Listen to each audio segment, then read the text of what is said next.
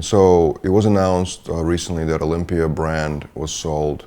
American Media Inc. sold it to a promoter named Jake Wood. Have you heard about that?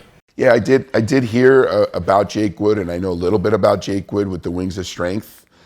I think it's a good thing. I think under AMI, David Pecker really was not a fan of bodybuilding. It was just a business move that he did in buying the magazine and having, the Olympia. You have a guy who has passion for the sport. I hear he has a lot of money.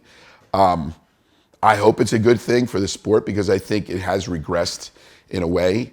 When you went to the Olympia, I would never get a booth at the show because it was way smaller. They had to widen the aisles because there was less people attending it.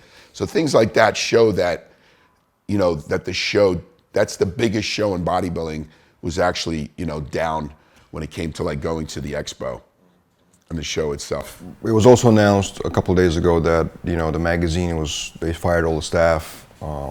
They stopped print, all the print is done completely. What do you think that means for bodybuilding in general? Do you think it's something's going to just completely be rebranded and change going in the future? Well, what's happened is now information, instead of waiting for a magazine, it gets instant. It's instant now, like with what you guys do with Generation Iron. You guys post it, it goes online immediately on social media. You can follow a bodybuilder's life every day, following them on Instagram or Facebook.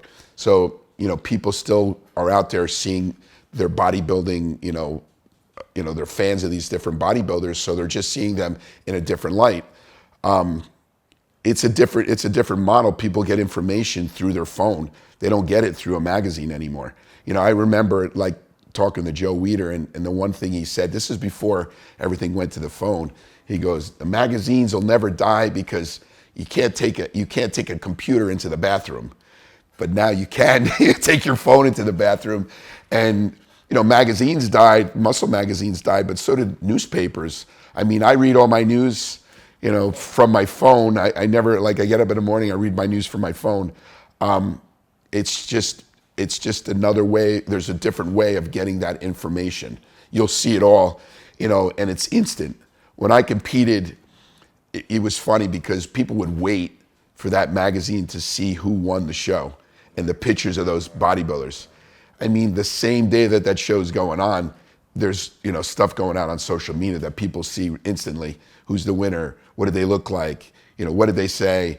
All these things have just shifted into this new world of social media. Mm-hmm. Do you think the Olympia title still holds the value it once had, or do you think it's with that whole change, it's also starting to shift and decline as well?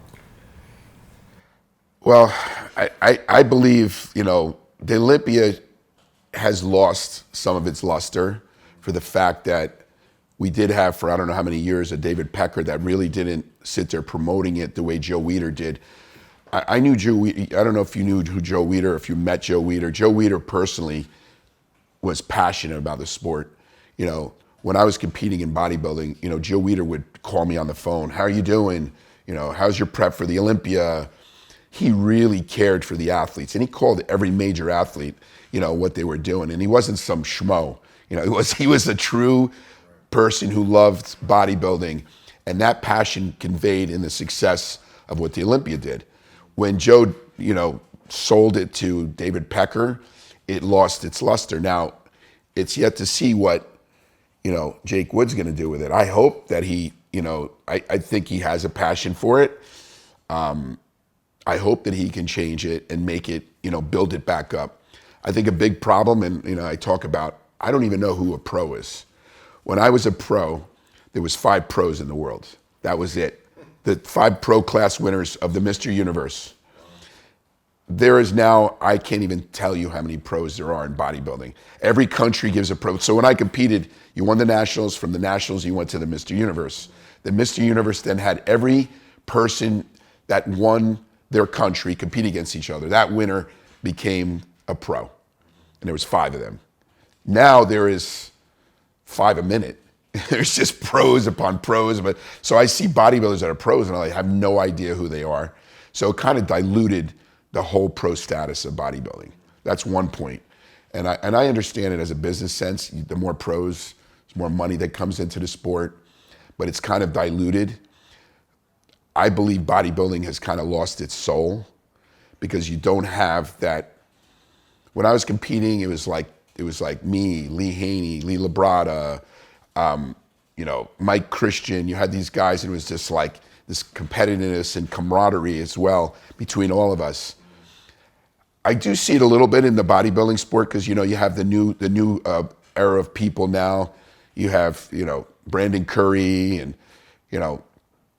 William Bonac, and I mean there's some great bodybuilders, and it's great to see even someone like a Brandon Curry from all the work he's done to come up and win the show.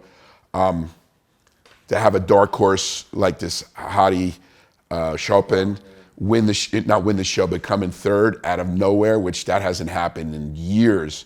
That happened when I when I came into the Olympia, my first year, third place, and that was really good and caused a little bit of excitement.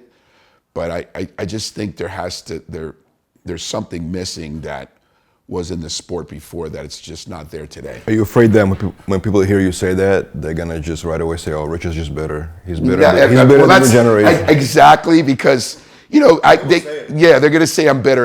And I say when's the best era? I think bodybuilding, it didn't peak when we were much smaller. When you had Dorian Yates, he brought the size to another limit.